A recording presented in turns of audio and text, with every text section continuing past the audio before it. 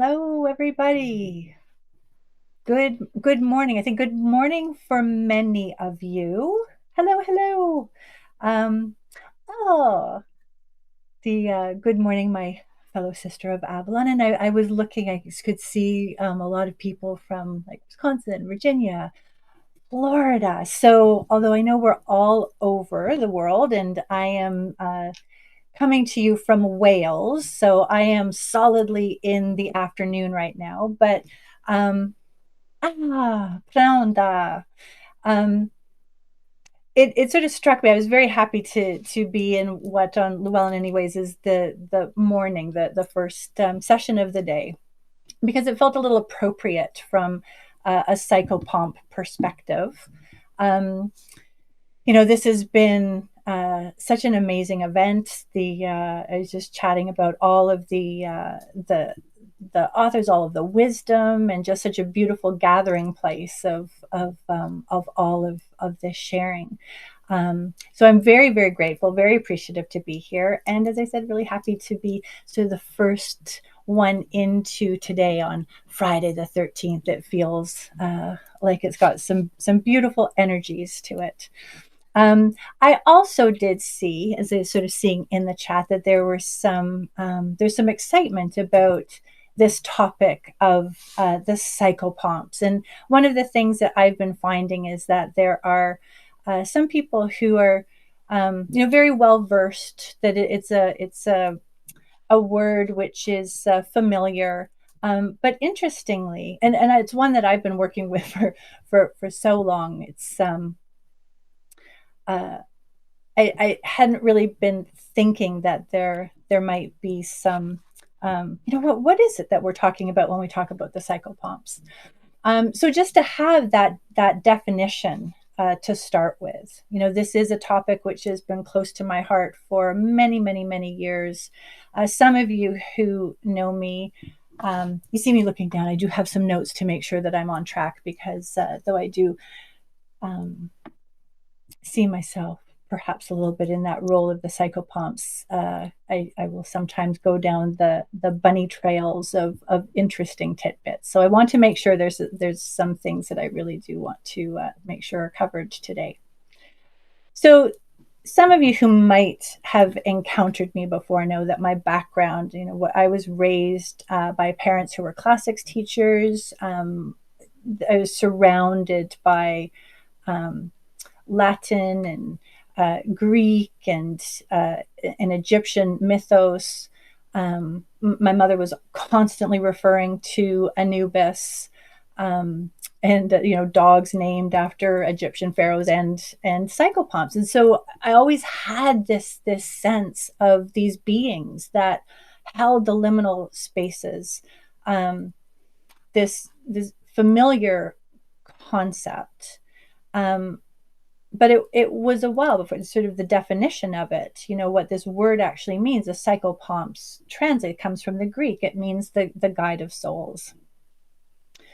And so having this idea that we can be very familiar being in one place, and we know that we will transition to another place. And there are many, many, many times in our lives where we are going through these periods of transitions. We are changing from one state to another state. And the biggest one, well, there's a couple of the biggest ones, but perhaps the one that that can bring up some strong feelings in us is that crossing that threshold from this life to the other world, to the afterlife. And so this idea of psychopomps is very much around these guides, that there are these beings that are there to help take the hand from the newly dead souls, and to guide them to where it is that they need to be in the other world. So we find it very much in certainly Egyptian with Anubis, Charon, the ferryman. These might be some energy, some beings that you have encountered before. But there's also this sense, it's interesting that, in more recent times, I would say certainly within the past couple of decades, there's been this shift in the terminology of psychopomps. So I've been finding that increasingly, people will introduce themselves. What is the work you do in the world? Well, I'm a psychopomp, and it's interesting. Um, but they're talking about it in a different way. That type of a psychopomp is one who, obviously a living person, who who very often works in the realm of mediumship, and works with still the newly dead souls.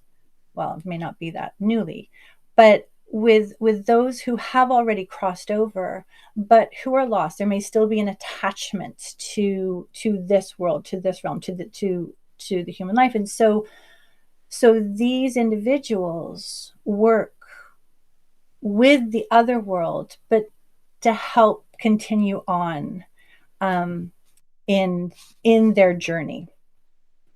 So we very definitely have, in the original sense of this word of the psychopomps, is really the incorporeal working with the incorporeal. So a god um, working with the newly dead to move on to the otherworldly realms. But then you also have more modern, the corporeal, a living person working with the incorporeal, um, again, to take them to the otherworldly realms. So this psychopomp as the guide of souls, these two very different ways of working, but they're both working in a similar way. There is an other world that we go to when we die, and not defining what that looks like, but there's a place that the soul returns to, and that this is the aid that we have to get there. So that's fairly stable ground. My own work in the world for the past 3 decades has been as a psychotherapist. And, note the similarity of that root, psycho, which in Greek etymology is soul. So I have often, in the work that I do as technically a spiritual psychotherapist. So really working with not just emotional, mental issues and healing, and how to uh, function in ways that are, perhaps more effective and healthy in the world. That this idea of a spiritual psychotherapist is looking at a bigger picture, a sense of meaning. What is the meaning and the purpose in my life? What is the soul? How is it that my soul shows up and is engaged in my life? And so I sort of joked for many years that I wasn't so much of a psychotherapist as I was a psychopomp, because the guide is from that loss of connection to self with coming back into connection with self, right? And so there is this, what we find very often, what's coming up more and more, what seems to be, certainly it has always been a part of what we have worked with in the field of psychotherapy, but absolutely what we have seen grow and grow in ever since COVID, is that there has been this increase of um, anxiety and depression and panic. We find so many pockets in the world, in our lives, where we find ourselves stuck in the dark.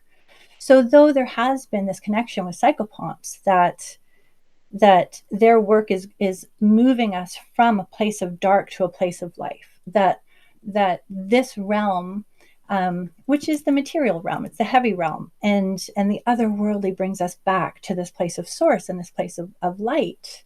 That the psychopomps work in the way to move us from that place of dark to a place of light. But it's interesting because that threshold is one that we will probably cross once. There are some who, have a near-death experience and come close to completely crossing that threshold, but they come back again. But for most of us, that's an encounter that we're going to have once. This dark that we encounter in life is one that I find we come up against again and again. And so one of the things that I found in working with the energies of the psychopomps is that the wisdom that they have, the guidance that they have, the energies that they bring to how to navigate the liminal is translatable. It's not just something that we can utilize and benefit from when we die. This is wisdom that we can apply to any time in our life that we find ourselves lost in the dark, and there's a light or a hand that we need to be able to guide us through. So there is, sort of going back to the original with the Greek, there is this axiom that says the purpose of life is to learn to die well. And it brings up this question of what does that mean? What is dying well? What does that mean? And part of what I have, how I have explored, and I think that's a question that we all need to answer for ourselves. But certainly my sense of it has been, and what I have brought to the work of exploring these energies of the psychopomps, is that learning to die well is how to bring a sense of lightness and reconnection to self. One of the places I actually just come out with a book called Psychopomps and the Soul, and all of this and so much more is in that. I think I started to really shift in how I was thinking about the psychopomps when I was present for my mother's death. And one of the last things that she said was, and she died at 84. She did have a good life, but there were always, with every life, there were challenges. There were hardships. She was born in the Depression, lived through the Second World War. There were challenges, but one of the last things that she ever said was, I have no regrets, and I know that I'm loved. And I thought, that, what more can we ask for? If that is the energy that we bring to the last breath that we take in the world, and then release the physical and move into whatever it is, the great mystery that lies beyond, how beautiful. And what is it that needs to happen to bring us to that place? We often think that, I don't know, we live through life and we go day to day, and things happen, and we carry emotions with us, we carry traumas with us, we carry experiences with us, and we have all this sort of buildup of baggage. And the psychopomps are like, let it go, let it go, let it go. The passage guides are like, there's only so much you can carry. The threshold guides are like, that's not going to fit through the door. So every day we have this opportunity to sit with, if this were my last, would I be able to say that I have no regrets and I know that I'm loved? And if there is anything that is holding me back, if there's anything that is getting in the way between me and that, then how can I draw upon the wisdom of the psychopomps to be able to help me to to shift that. When we are disconnected from ourselves, when we are more attached to the expectations of others, the way that I'm expected to be in the world, the judgments of others, when that has more power over my relationship with myself than my own, then that's has the potential to drop us into that dark. And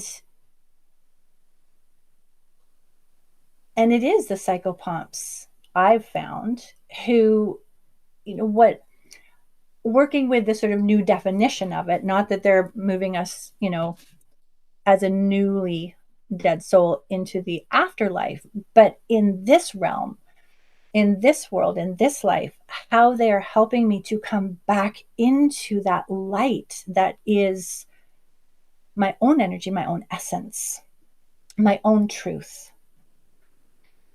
Along with what I've said about my mother, one of the things which has often crossed my mind, it certainly has directed how I have thought about how to walk through life. And it absolutely informs how they said, psychopomp. As a psychotherapist, I'm not telling you or showing you or advising you or coaching you.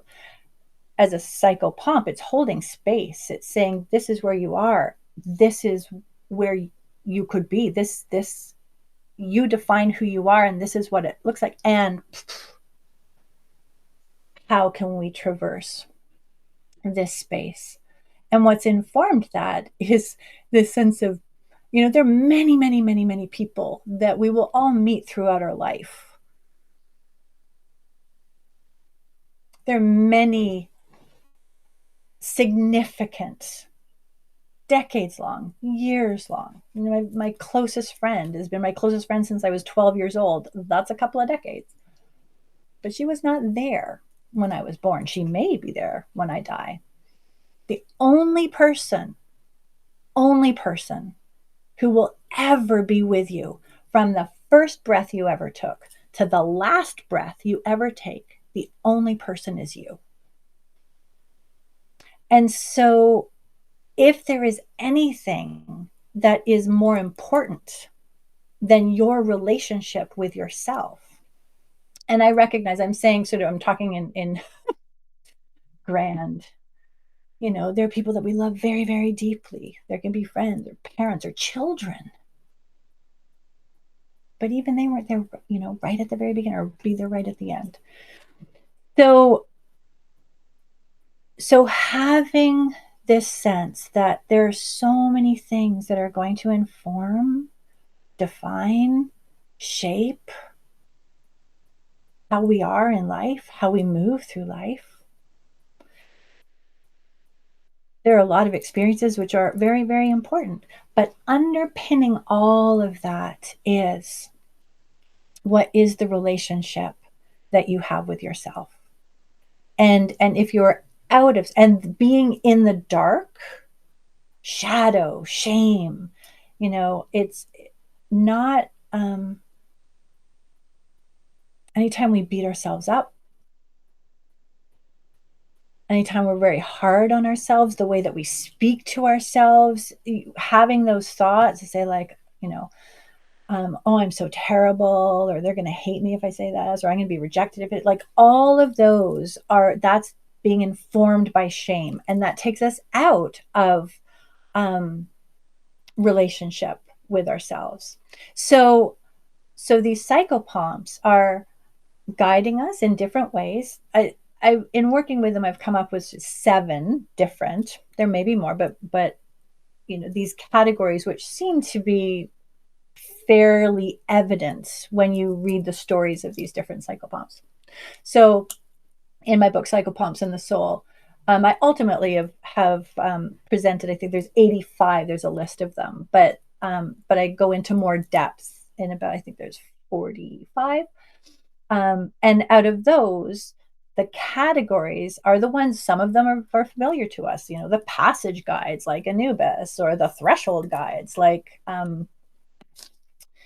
Hecate, the gatherers, the wild hunt, Gwyneth Neath, they work very differently. You get a sense of that just even from the names of the psychopomps. And then there are some other ones as well, like the ones who comfort us or the ones who warn us, um, or the visitors, the one who go there and then they, to the other world and then come back again. So all of them have ways of being able to, so not just in that connection with self, but also how to navigate change. Moving from one realm to another necessitates that there's something has to change. And often the thing that has to change involves needing to let go of something. Increasingly, along with this sense of,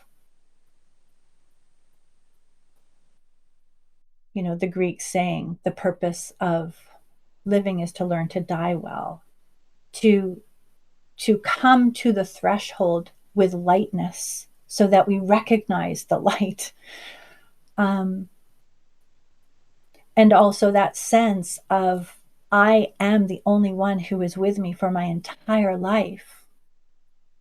It is also perhaps starting to recognize that all healing, all coming back into relationship with the self is grieving.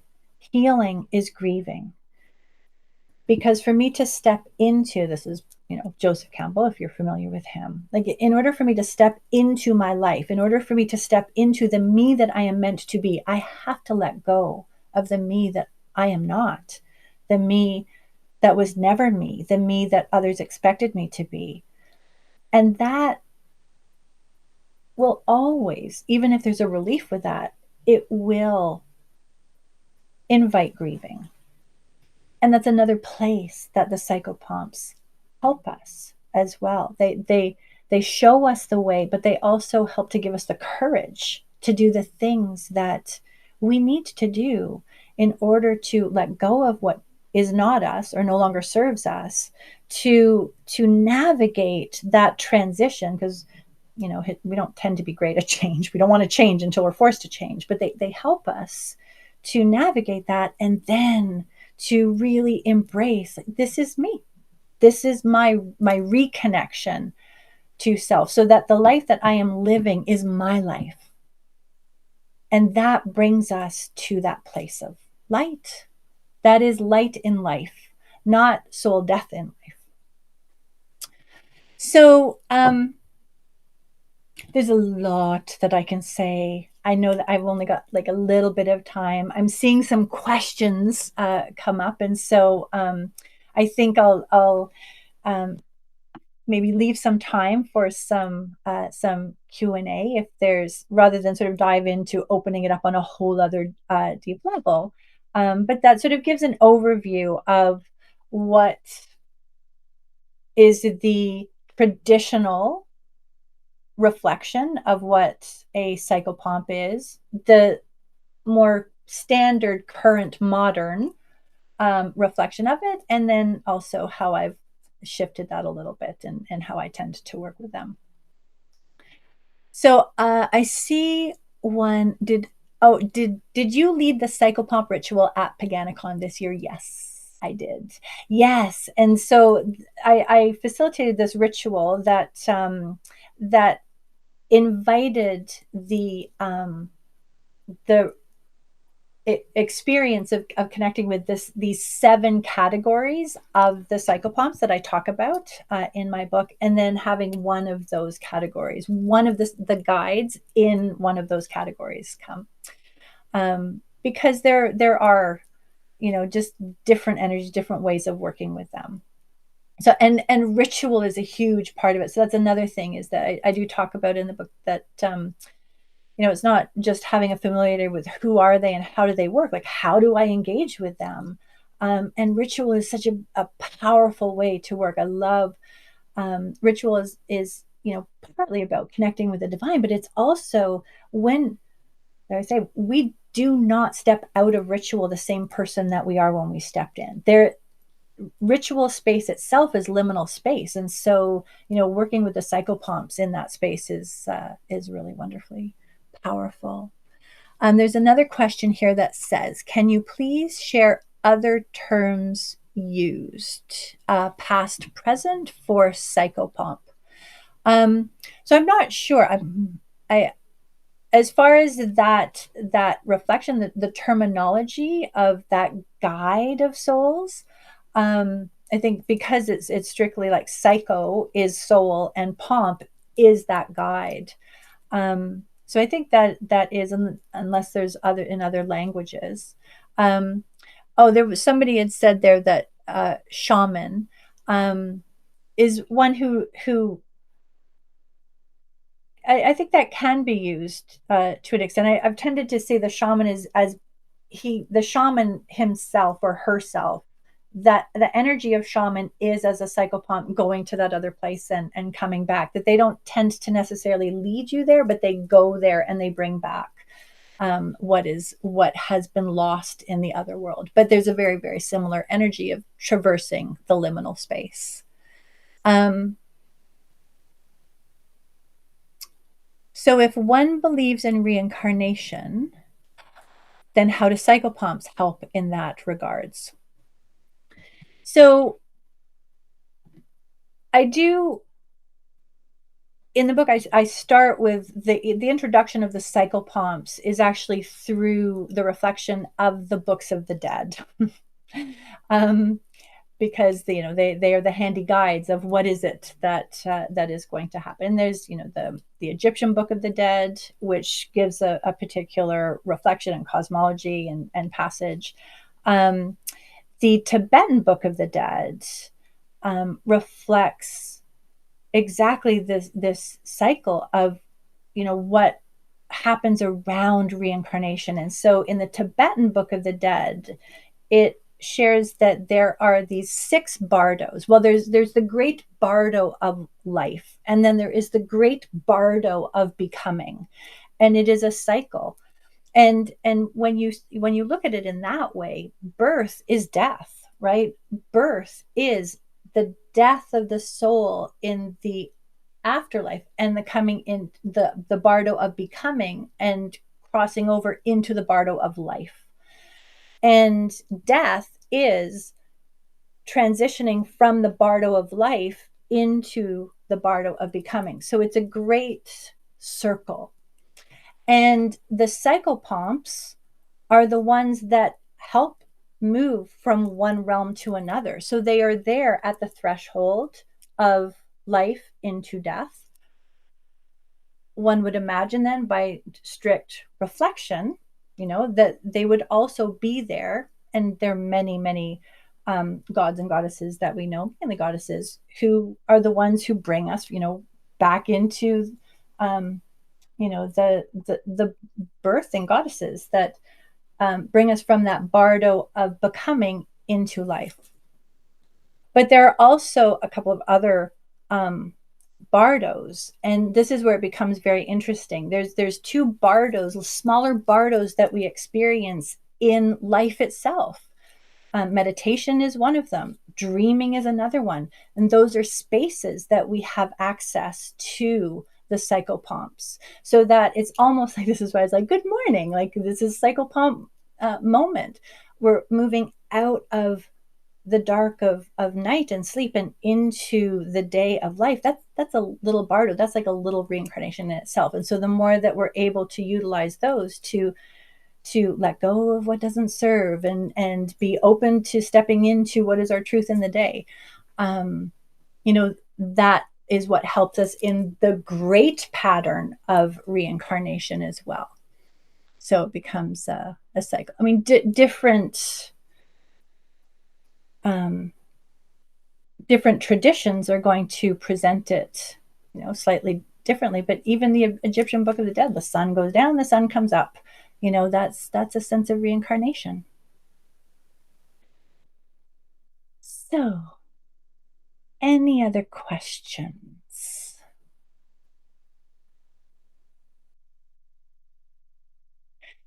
One of the things that I would invite you to do is to take a moment to think about the moments of transition in your life, a time that you were going through great change, what it felt like going through that, what came up for you, the thoughts, the emotions, all of that. And to maybe think about what were the energies that felt like they were supporting you in that. Again, the thoughts, the emotions. Um, I find with the whole range of psychopomps that I work with, sometimes some of them are very gentle. They embrace you, they hold you, and it's like, oh, honey, it'll be okay. Like, just take the next step. And other ones are like, get your foot over the line. Like it's a harder energy. And sometimes that's what you need as well.